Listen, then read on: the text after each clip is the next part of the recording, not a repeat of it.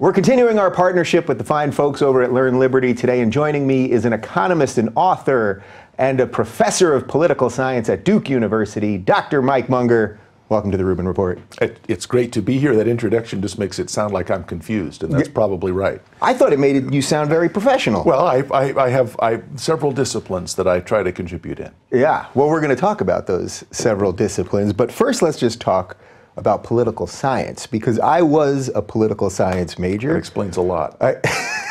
Good or bad? No, good, all good. Oh, all good? Okay. I like to think that I'm one of the few people that's using a political science degree actually to talk about politics and political philosophy. So my first question to you would be, do you think that political science right now is sort of needed more than ever, just to understand the basic philosophies behind so much of the craziness that we see in public discourse these days? Well, for two reasons. One, political science studies engineering, but it studies the engineering of rules. And we tend to have this idea that what we need is better people. We're probably not going to get better people. What we may need is better rules. The question is how to try to do that. The other thing political science does is look at some of the ethical questions that have plagued human beings for the last 3,000 years. So I see political science as being a kind of ideal liberal arts degree that combines analysis and ethics. But so of course I think, and I'm a political science professor, that we need more political science. But I really do worry that people just think, well, we can ignore the Constitution, the living Constitution, we'll change it to interpret the way that we want it. We don't understand enough about rules to be able just to change it willy-nilly and have it turn out well. So I like what you said there about that we can't change people that much. A lot of people seem to think that that's what politics should be, right? We should actually change the way your opinions are about very personally held things through public policy. Or choose the new messiah. Every time Barack Obama was going to be the new messiah, he got a Nobel Peace Prize after he'd been in office for 7 months. Yeah. So this emphasis on this next person's going to be the one, and you see it worldwide. But it's a little surprising to see the U.S. succumb to it also. Yeah. So as a, you do consider yourself a libertarian, right? You ran as a libertarian. We're going to get to that in a little bit. I am certainly a libertarian, and in the sense that I am not a Republican. Okay, and I want to unpack the differences between that and talk about sort of the ever-changing label thing, which is sort of becoming meaningless at the moment. So with all the political philosophies out there, do you sense that some of the freedom stuff is taking root right now? Because to me, things are going crazy right now, but I sense that liberty, reason, getting back to some of the constitutional stuff, I do sense people talking about it a little bit more now than perhaps 2 years ago. Well, right. I had a bunch of colleagues who, after Trump was elected, colleagues at Duke, so political science professors and other people on the left, who would come into my office and sheepishly say, you know, you were right. All this stuff about we need to worry about the constitutional powers of the president. When George W. Bush was president, they were worried. With Barack Obama, they said, you know, I don't mind so much as long as my guy is in charge. That's the point. Your guy won't always be in charge. So what you might want best is a dictator that you can pick. Right. That's not how it works. That means that we have to have rules, and it's very frustrating. The Constitution builds in conflict. And Barack Obama, in many ways, was a terrible president in trying to negotiate things with the Congress. He would prefer to go make speeches. Yeah. He liked that Messiah thing. So I do think that a lot of people on the left are much more worried now about sort of traditional constitutional protections of freedom of speech and about the separation of powers. So a number of them have actually said, you know, those Federalist Papers, those are really interesting, aren't they? Yes, welcome back. Yeah. So when George W. Bush was signing executive actions, I assume you were basically against them. When Barack Obama was signing them, I assume you were basically against them. I assume you're not thrilled right now with the amount that Trump has done. But that's really interesting to me that your colleagues on the left are suddenly going, oh, now I get it. You know, we have people on the left now fighting for states' rights because they don't want the feds coming in and closing sanctuary cities, which I think is what a phenomenal flip. I can't help but gleefully remind them, you know, you told me that was code for racism. But now you're for states' rights because you're worried about medical marijuana, you're worried about same-sex marriage. States' rights, it's true, was misused by advocates of segregation. That's absolutely right. Hitler was a vegetarian.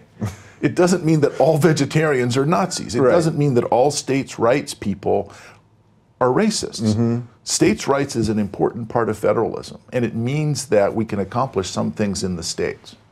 So I have this conversation all the time on the show, but also privately, because I'm a big states' rights guy. And what people will say to me sometimes, even just a conversation I was having this weekend, someone was saying to me, well, I just don't trust that the states will do the right thing, that the southern states will do all these backwards social things or all that stuff. Now, I've had many people on here, including Randy Barnett, who I'm sure you're familiar with, who talk about the foot vote and that you should leave states and take your economic value and your personal value and your family and move somewhere else. And that's wonderful, and your ability, that's the beauty of America.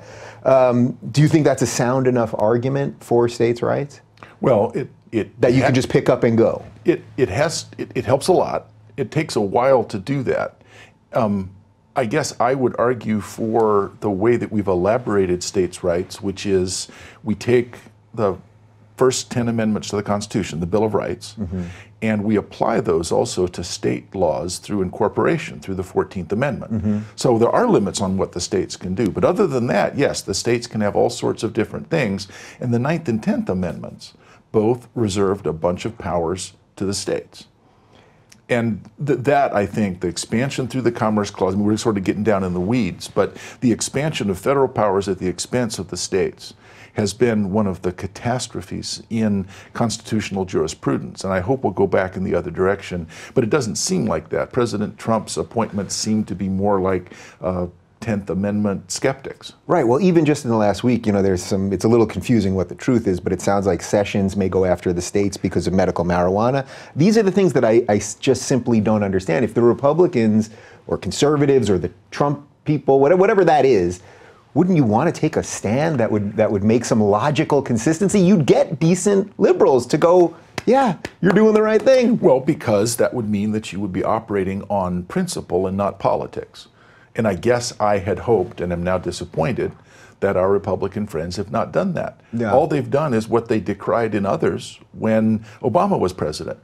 Okay, now we're in power, we'll do all this stuff that we rightly criticized Obama for doing. That means that you have no principle at all. What does that tell you about power in general? Like that the second they get this, and it's still a little unclear to me what Sessions is doing about the medical marijuana thing, but if he was to do anything other than respect states' rights, it shows me that once you have power, you just suck more power. I think it isn't inevitable. There used to be a norm of deference to the Constitution and to some extent of forbearance or toleration. So, you know, I'm Catholic. Clearly, I think that that's the correct religion. All others are mistaken. I also think that you get to want whatever you get to believe whatever you want. It's that second norm of toleration that's being wiped away, and we're going to end up just being a bunch of competing interest groups. So I don't think it's inevitable that power is so seductive. But if other people, it's like standing in line. If a bunch of us come up to something and there's more of us than can get through it, we just automatically stand in line. But if somebody cuts in line, you say, you can't do that. But if a bunch of people cuts in line, the line breaks. So the norm of toleration that we actually require, that this sense that it's wrong to do this just because it's wrong, even though I have the power, that's breaking down, and I don't think that institution can easily be rebuilt. Yeah. Do you see that breaking down in sort of every facet of public life right now? Like for a moment before we started, we were talking about the media, and it seems that mainstream media norms are crumbling, and we have activists that are now masquerading as journalists. This is a huge problem. Well, for a very long time, in a number of different professions, there were sort of guild rules. That is, I have to act as a professional or I will lose the respect of my colleagues. And that respect comes from doing things the right way, not taking positions that are correct according to the liberal or conservative catechism. It's doing things the right way. It's actually doing real reporting. Instead, both sides are substituting what Stephen Colbert called truthiness, which is there's an essential truth that exists irrespective of the facts, and the facts are not evidence, they're examples. That makes a world of difference. You're quarreling with my examples. I have other ones. Well, no. If you say something that's not a fact, that means you're not a professional. You should be embarrassed. That's what we're losing, is those norms of professionalism. Where do you think that started? Or when do you think it started? The most famous incident was Dan Rather and some producers at CBS with the letters from the Alabama National Guard about George W. Bush. And the letters were provided by someone, he said he'd found them in some files.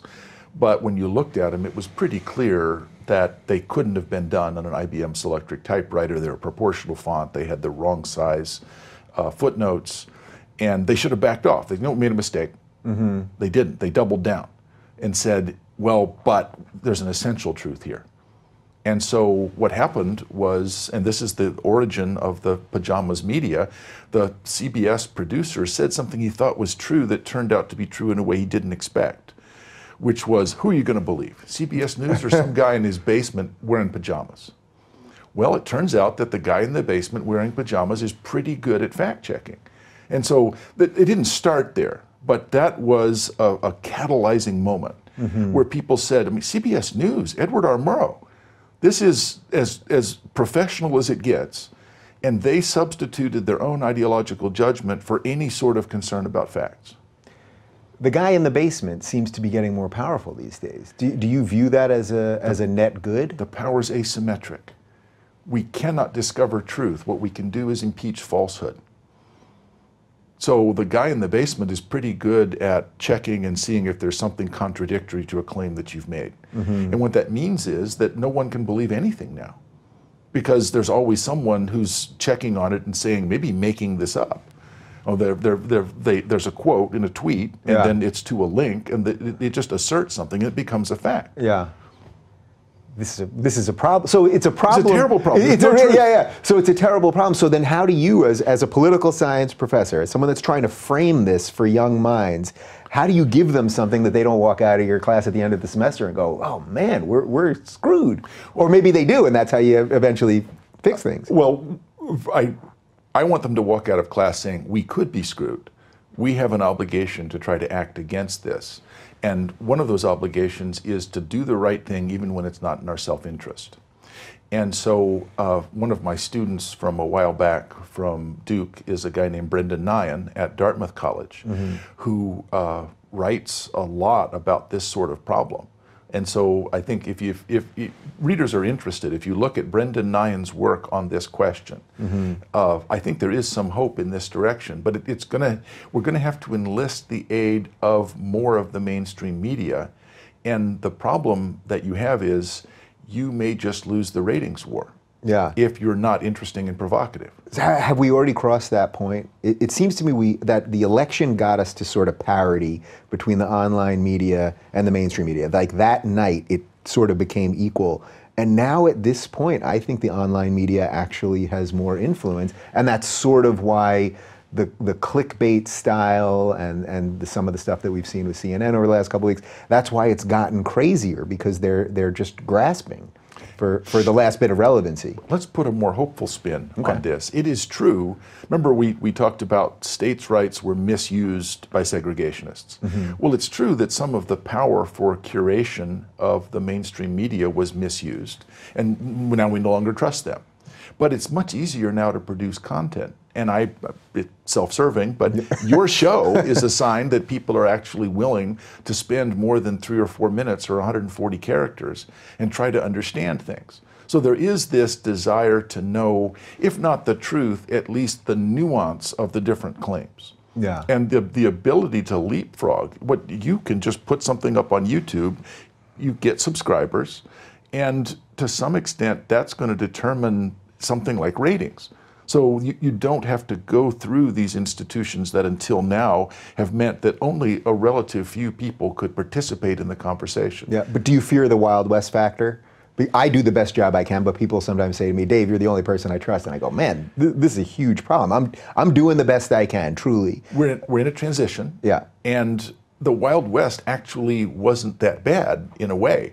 There's a book by Terry Anderson and P.J. Hill called The Not So Wild Wild West. They talk about the California gold fields and the fact that people came up with ways of allocating property rights and adjudicating disputes. So for a little while, yes, it was bad, but people realized, wait, this sucks. We can do better than this. Right. And they organized themselves. So I think within 5 years, we're going to look back on this time as a time of transition, but not as a time of catastrophe. new institutions are going to emerge because the ability to curate and provide news that people can rely on, as much fun as it is just always to be outraged, I think we're going to come up with new institutions because the stakes are too high. Yeah, and I hope we do. I mean, as someone that's an outsider for that crumbling thing, which I think it should crumble, I do want some new institutions to exist, because otherwise we're just going to filter ourselves into total distance from each other. Well, in a way, the catastrophe that is the Trump administration, it means that a whole lot of people, it happens that the editor for the Weekly Standard, Bill Kristol, is a friend of mine. His daughter went to Duke. I know Not him a fan of Trump. Not really a fan of Trump. And yet, you know, in terms of conservatism, that should be great. He's got a Republican Congress, Republican president, but he's saying, no, principle is more important than power.